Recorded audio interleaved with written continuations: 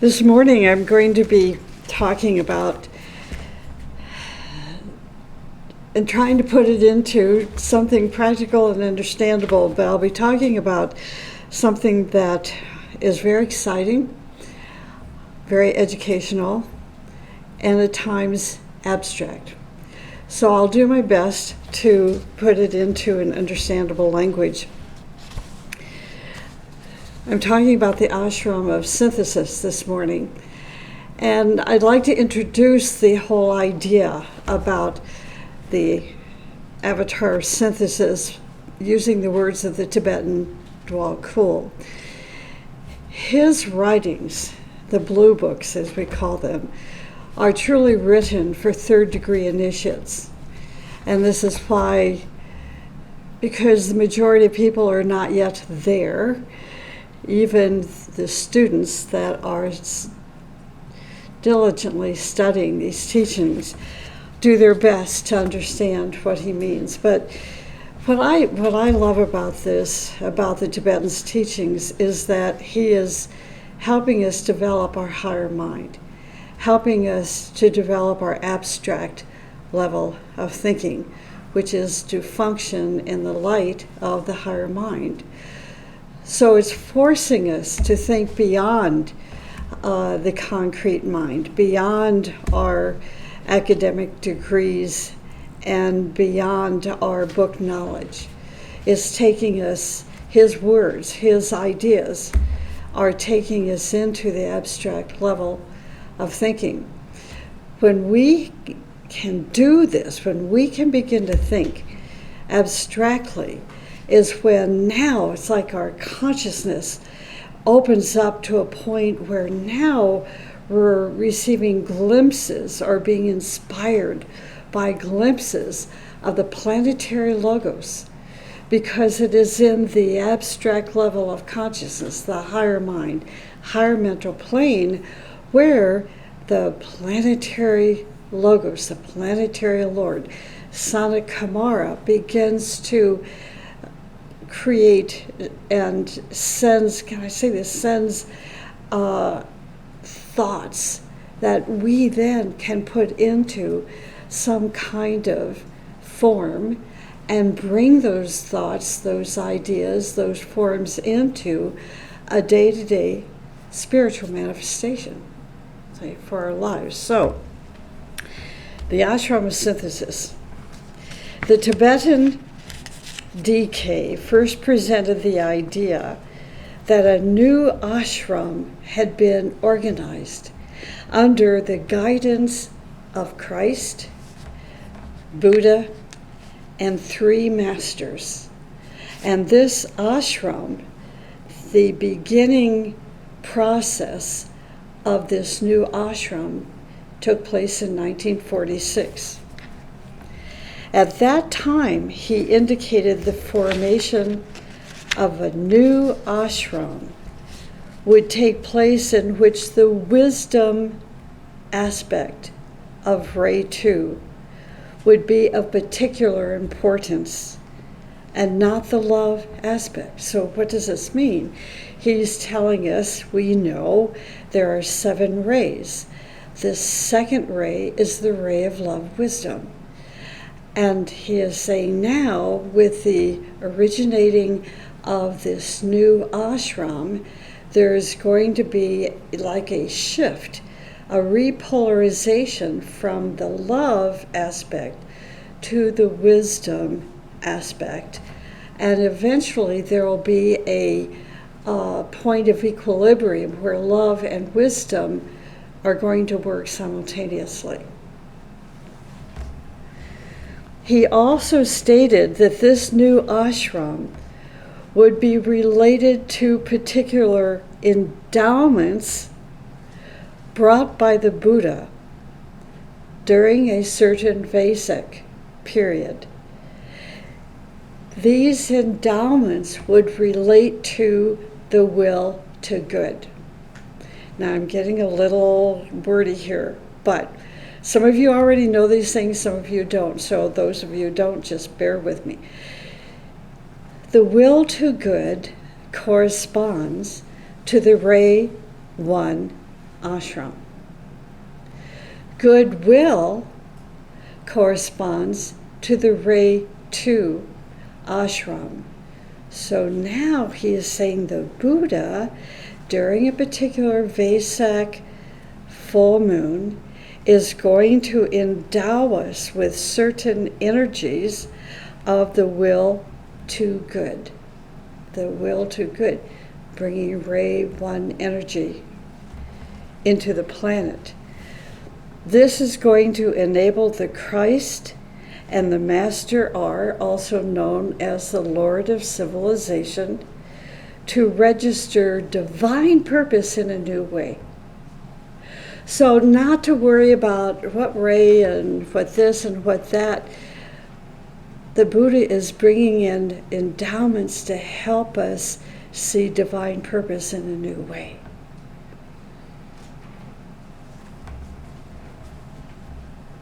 In June of 1949, the Tibetan stated that his ashram is an Ray 2 ashram. The Tibetan DK, his ashram, is a Ray 2, a love, wisdom ashram. Now listen to this, this is so important for those of you who think you're only Ray 2. That the Ray 2 ashram is now going to be closely linked to the Ray 1 ashram of Master Morya through the men and women of goodwill. This is why some of us are drawn to Ray 1 energy, even though our soul or our personality ray may be more resonant to love wisdom.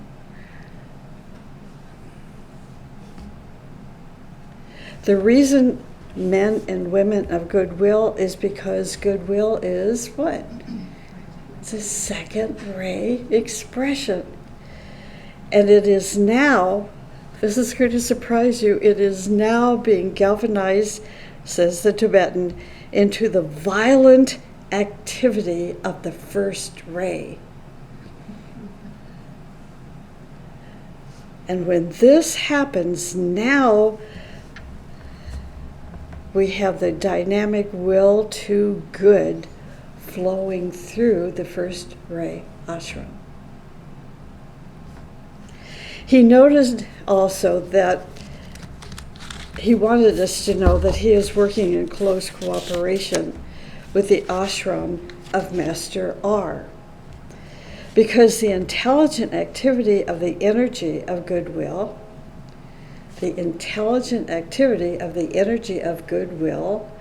is our objective. See, wisdom, intelligence, goodwill is our objective, and its expression through intelligence applied with wisdom and skill in action. Goodwill equals intelligence, applied wisdom, and skill in action. This is the task that's going to be demanded of all men and women of goodwill. The Tibetan then said, I have tried here to give you some idea of the synthesis of the hierarchical work for humanity. The Tibetan, he goes on. That was only one paragraph. Okay. The Tibetan also stated that the Master R, who is also known as the Lord of Civilization, and his third ray ashram. So now we've talked about the first ray ashram, the second ray ashram, now the third ray ashram of Master R, includes the ashrams upon the ray of concrete science, which is ray 5, and the seventh ray of ceremonial order. So we have ray 1, ray 2, now we have Master R, ray 3/7 and 5. So we have 1, 2, 3, 5, and 7. Synthesis. He also said that although Master R was not confined to the activity of any one ray, at that time he was occupied with the seventh ray energy,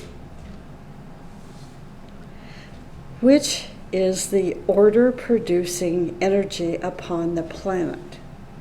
The order-producing energy on the planet, order-producing organization. That's why we must have more structure, more organization, better timing. This is why punctuality is so strongly emphasized, particularly in Torgham's writings. Think back if any of you attended any of his meetings, whether it was a membership meeting, a evening meeting, a Sunday meeting. If you were late, you were foolish to walk in late. I would sit out in my car.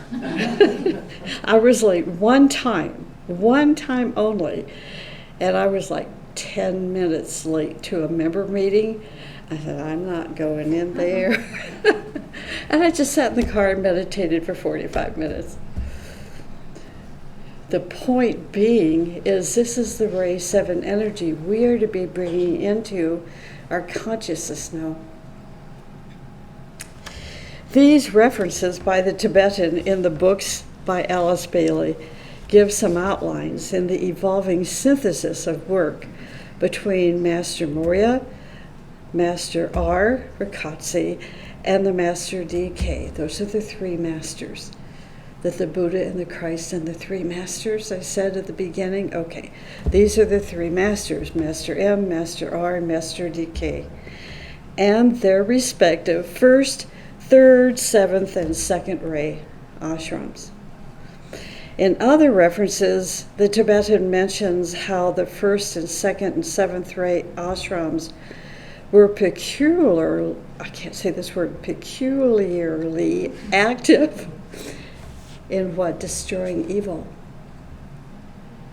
Peculiarly active in destroying evil, along the lines of the science of applied purification, and that the initiates and disciples of these ashrams of the Master were particularly implicated in the science of applied purification and destroying evil.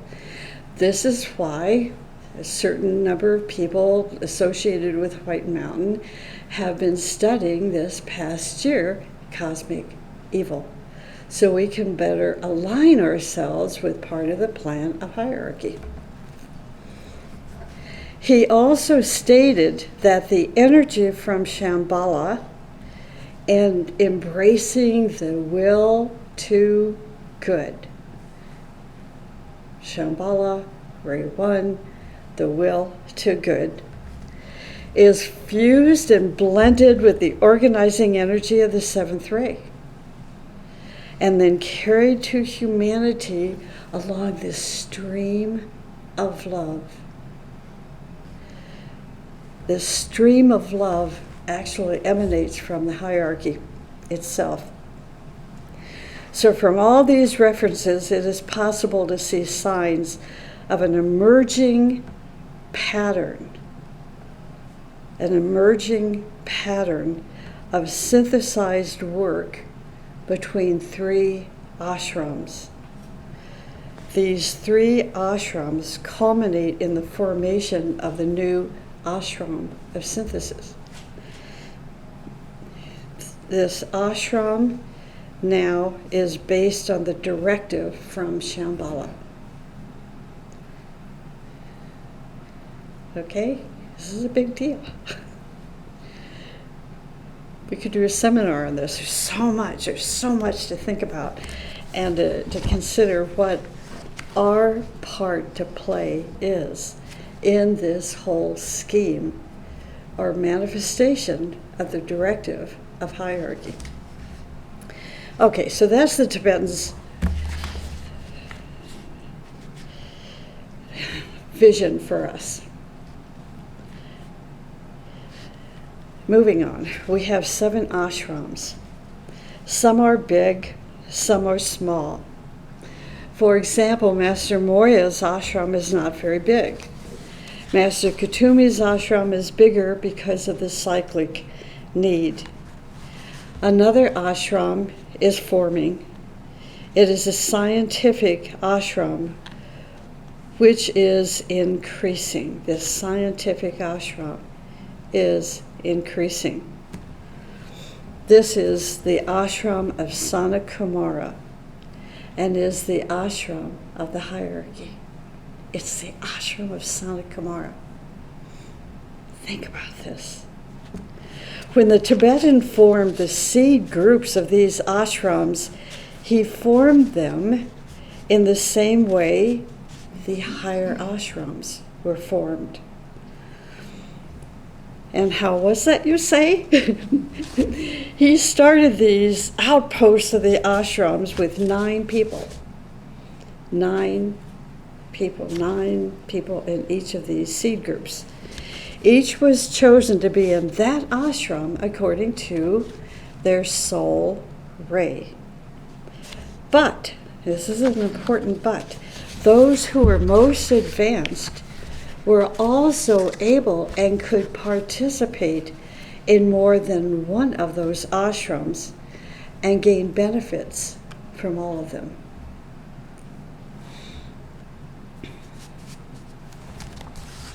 I just had this thought and I wanted to share it. Torkim talked quite a bit about the rays. And one of the things he taught us about the rays came as a surprise to so many people when he said, you can be any ray you want. That was like the opening of a door for further thought. What do you mean you can be any ray you want? The more advanced your consciousness, the more expanded your consciousness. The more expanded your consciousness, the more you can participate and gain in benefit from the other ray ashrams. But if you are narrow-minded, if you are still trying to unfold your human soul, then it would be insanity to be part of another ashram. You could not hold the fire coming from that ashram. So that's just an idea to think about. Ashrams are associated with one of the 7 rays of life. When a ray is in manifestation, a great ray avatar will manifest itself to embody the living energy in this planet. He's going to embody the living energy in this planet and then become the outpouring force of that energy. Can you see that image? Can you see an image building up in your mind of how he's going to do this? Or maybe he's already doing this? A 7th ray avatar is coming, and mostly it will be the brotherhoods, the financial fields, and the certain advanced discipleship ashrams who will be organizing it. And this avatar will be the avatar synthesis, who is going to express himself through Christ. When Christ was expressing through Jesus, he was the avatar. Christ was the avatar. The avatar is the revealing one. With the approach of this avatar, we will see, this is so cool, we will see the reestablishment of the ancient mysteries, of which the present-day ceremonies and rituals of the churches and Masonic brotherhoods are echoes. They are echoes. When we see the New Age approach, we will see the old mysteries coming in as they actually were when the great hierarchy started to formulate the great drama of evolution. So you see, this is what's happening. There is a distorted understanding of some esoteric students, saying we must do away with the old language, the old this, the old that, and let's start something new. No, it is to purify the distortions that have taken place over the ages and bring back the purity of the ancient mysteries. Ancient does not mean having knee problems and dementia and. Hey, now we're going back to the origins, to the beginning. We will see the old mysteries coming in as they actually were when the great hierarchy started to formulate the great drama of evolution.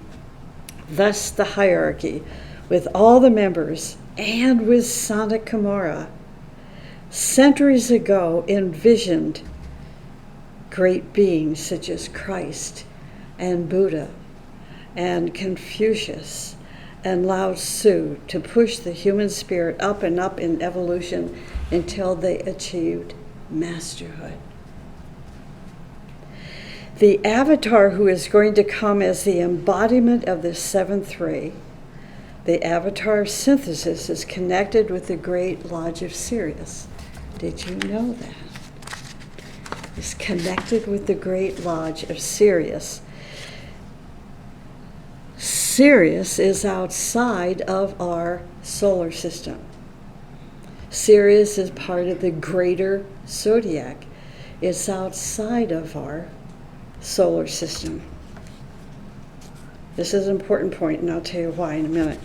His influence, the avatar of synthesis's influence, is coming already. We will know him as Christ. It will start first in Europe, if it is Master Rikotse and the seventh ray. The avatar synthesis is going to ensoul Christ as Christ ensouled Jesus. And remember, this avatar will be coming from outside the planet, extraplanetary. The coming avatar, the avatar synthesis, and Christ will express the avatar synthesis. Because the avatar is coming from extraplanetary sources, now, stay with me, okay? Because the avatar is coming from extraplanetary sources, the planetary logos, Sonic Gomorrah, will enter into his aura, into the aura of the avatar synthesis. Now we are told in the teaching that it is up to hierarchy. It is up to the hierarchy to recognize him, as humanity will recognize the Christ. Valerie, smile. You're frowning. It's hard to talk to you when you're... It's like, it's okay. It's okay. We are told in the teaching that the avatar synthesis will come by the great urge and drive from that great headquarters that sends them, that sends the avatars. Also, this avatar, just like the avatar of the Spirit of Peace, will be attracted to certain areas and points where there is need, areas and points around the world where there is a need. So what does this avatar of synthesis do? This avatar is trying to impress humanity that the only salvation that humanity can have is through synthesis. The only salvation that humanity can have is through synthesis. Now,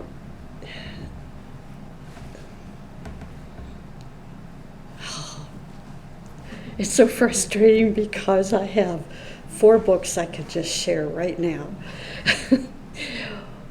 Synthesis, immigration. That's just one point. So we have some leaders around the world that are bucking the system and saying no immigration. They're fighting the light. They're not aligned to the unfolding plan of humanity. The only salvation that humanity can have is through synthesis, through harmony, through understanding, through unity, through brotherhood, and through cooperation. The avatar synthesis is on the mental plane, and he and his ashram is inspiring us. Now, I just want to say something to those of you who have been a year ago when we were participating in studying the avatar synthesis. You kept saying over and over and over again, he's on the mental plane. And I kept saying, he's on the cosmic mental plane. Do not confuse the two. The avatar synthesis in his ashram is on the cosmic mental plane. When the teaching tells you, when you read the mental plane, you are understanding the activity on that mental plane is a mirror of what's occurring on the cosmic mental plane. It is a mirror. Because the avatar synthesis, the energy, the fire, the power of such a great being, if that great being descended himself into the higher mental plane, we would be obliterated. So, the avatar synthesis stays on his plane and directs his telepathic impressions to those people who have open and sensitive hearts. They must have a love for humanity and a love for human beings. It is under the impression of this avatar that we are going to be inclusive and loving, and our main direction will be to find peace and understanding and right relationships with everyone, every nation possible, so that we do not go through, as the teaching, quoting what the teaching says here, cosmic surgery. So we as a humanity do not go through cosmic surgery. Synthesis means that we unite all of our efforts to bring humanity into the concept of beauty, understanding, abundance, success, and freedom. Everywhere. We do not need all that we have here. We can share. If you are a disciple, you share. If you are not, you hoard. It's just as simple as that. Sharing or hoarding? Hoarding usually comes because of fear of losing what you have. The avatar synthesis works through the hierarchy. The avatar synthesis works through the hierarchy as a whole, and specifically through Christ, the Manu, and Master Moria. Christ, the Manu, and Master Moria form a triangle of energies into which the energy of the avatar of synthesis can pour. So in other words, the energy of the avatar synthesis will pour into Master Moria, the Manu, and Christ. That energy then will find the right direction under their combined efforts. Instruction for present-day outposts of these subjective ashrams are what? To prepare. This is really important. If you think we as a group and groups listening to this video today, if you are trying to build an ashram out of your group, you want to listen to this. The outposts of subjective ashrams is to prepare the ashrams for the departure of Lord Buddha and Lord Christ into higher spheres of the Most High. The Lord Christ will be replaced by the warrior of the second ray. He will be the anointed one, the Christ for the new humanity. I believe the liftoff of such a time is going to be the end of this year, 2019, during the celebratory days of the 7-year cycle of the new group of world servers. It's going to take place between December 21st and December 28th. Certainly members of which are deeply dedicated, the new group of world servers are deeply dedicated to the plan of hierarchy and humanity. Each member of the new group of world servers is a 3rd degree initiate or greater, but 1st and 2nd degree initiates can serve them as co-workers. Torquem Serdarian wrote, "Any move within the universe mobilizes chain reactions. Any move within the universe mobilizes chain reactions for which advancing disciples will be ready to lead this humanity to its 7th round." So we're not talking about just a few years.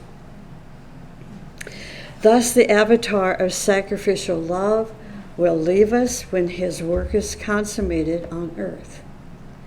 Great solar and zodiacal ceremonies and rituals will be enacted for his glory and expansion at his next initiation with the Lord Buddha. This is going to affect every single spark of life on the planet.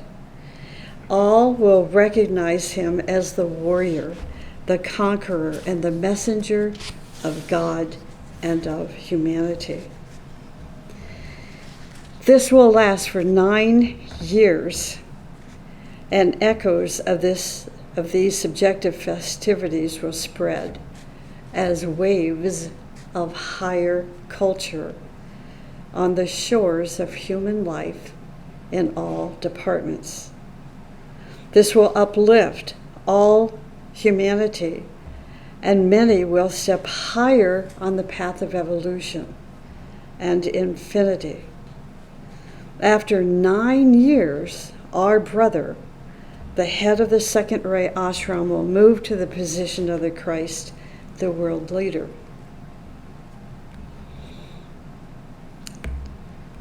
And the leader of the first ray ashram will occupy the position of the Manu.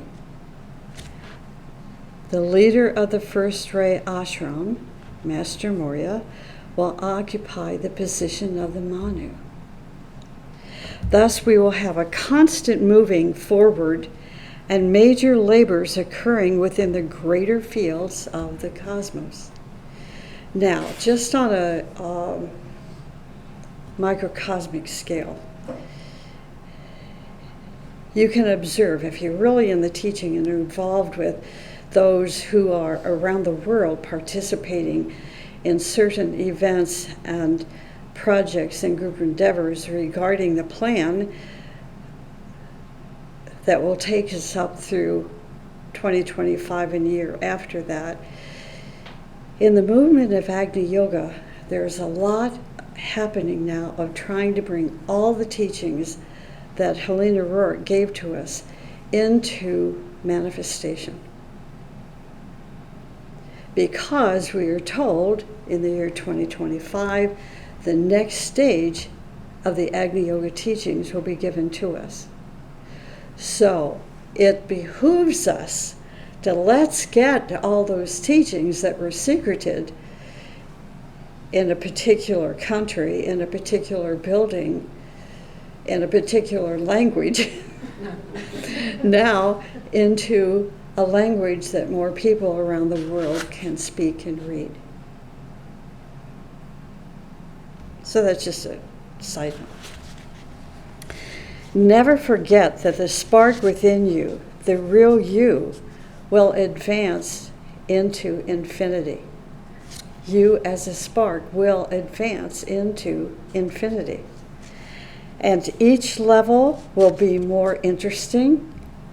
So don't hang around until you're 107 on this planet, unless you're really healthy. All departments of human endeavor will be led by one of your initiates. All departments of human endeavor will be led by one of your initiates. And thus the energy of the tower will be spread like a web of electricity into all systems of activity. It is after this that a great fusion, that the angels who guard the paths of the cosmos will move and open the gates, and a new cosmic light will shine on the foreheads of humanity. Don't worry about what CNN says or MSNBC says. This is the teaching. This is why the major task of Christ was to teach and to demonstrate the mystery of will. See why we studied the mystery of will. This is why the major task of Christ was to teach and to demonstrate the mystery of will, the energy of will, the application of will. Be ready for the final call when we receive the cosmic order.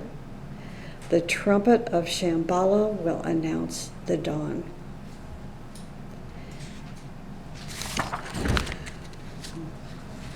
We are told by the Great One that in all ashrams, this subject of will must be analyzed. Now, this is what Torquem taught.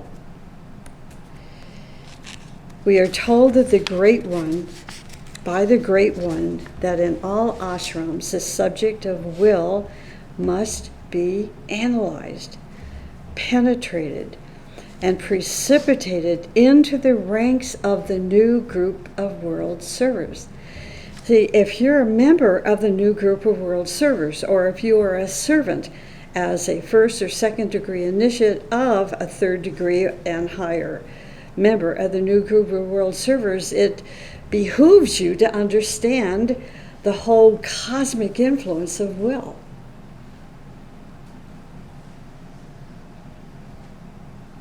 There are so many advanced initiates now that are members of the new group of world servers. So now is the time to distribute on a great scale the energy of will in all human endeavors. This will enable humanity to see more clearly in their heart the purpose which the masters know and serve.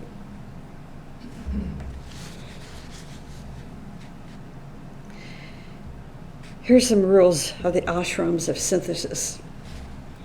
We will find our way through the darkness by the light of the heart, not the brain. By the light of the heart, which permits us a glimpse into the abode of light through our love for one another, and for all those whom we recognize as light bearers. I'm going to repeat this. We will find our way through the darkness. Remember?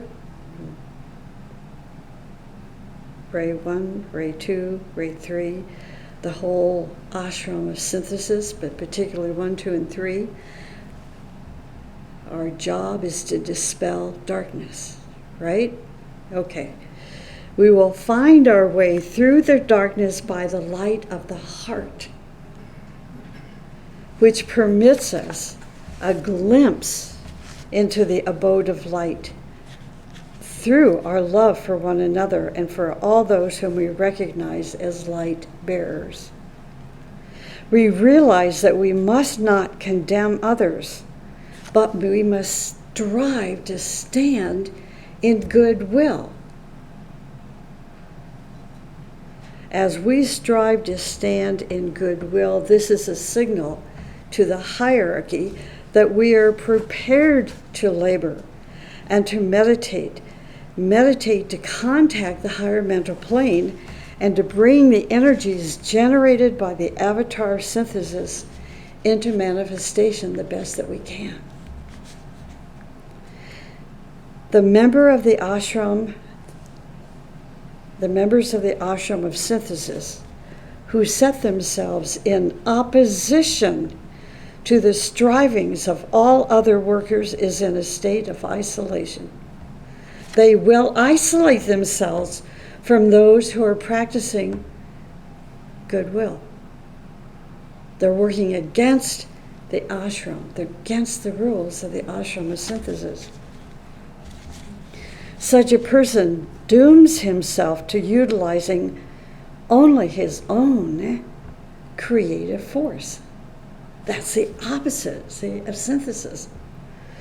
He is capable of producing only the most elementary actions, such as repulsion.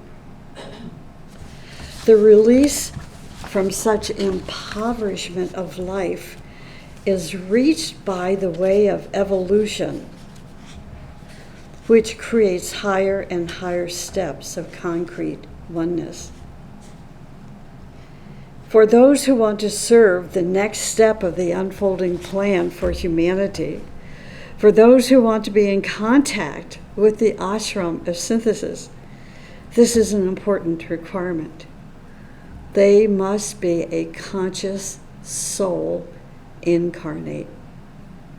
They must be a conscious soul incarnate. They must have a conscious awareness of the higher mental plane, having developed the lower stage of the anticorona bridge. An electrical line of connectivity between the mental unit and the mental permanent atom of the higher mental plane has been constructed. This is what it means to have developed that first leg of the anticorona bridge. It's an electrical line of connection, let's say communication, between the mental unit and the mental permanent atom, finding the person with the lowest measurement of the continuity of consciousness. However, compared to an unconscious soul, the lowest measure of continuity of consciousness is way beyond their reality and understanding. So don't be distracted by the word low or lowest. For us, for humanity, it's the highest.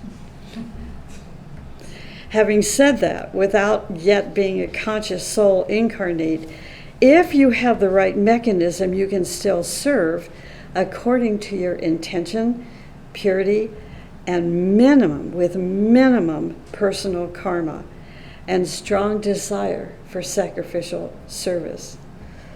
You are no longer socially oriented, but hierarchically oriented. To be a conscious soul incarnate means you have at least achieved the lowest stage of continuity of consciousness, and you have conscious contact with the higher worlds. It is not how authoritarian you can act, not how bossy and domineering you can act, not how knowledgeable you pretend to be, but how dedicated you are to serving hierarchy and serving Shambhala. You will be tested beyond belief before you can be the hands and feet, before you can become an instrument of the avatar of synthesis or his disciples and initiates an ashram. But once you have proven you can be a carrier of fire, once you have proven you cannot be swayed by the forces of darkness or the DuBois, I think it's DuBois, actually probably is. Who cares? It's DuGpas. You can pronounce it any way you want. Just don't align yourselves with him. Okay. It is then that the Christ can overshadow you. It is then that you can be overshadowed by an advanced initiate in or out of the body, or a master, or your consciousness. Your etheric and physical brain can be impressed by the activities of the Ashram of Synthesis. And that's it. I know it's an advanced talk, and I understand that you won't understand it all, but we have a recording of today's talk. You can listen to it later on YouTube. You can get a CD of it. You can get a DVD, I think. And then just think about it. Don't get so caught up in the nomenclature. Just think about the whole movement of evolution that is going to be taking place.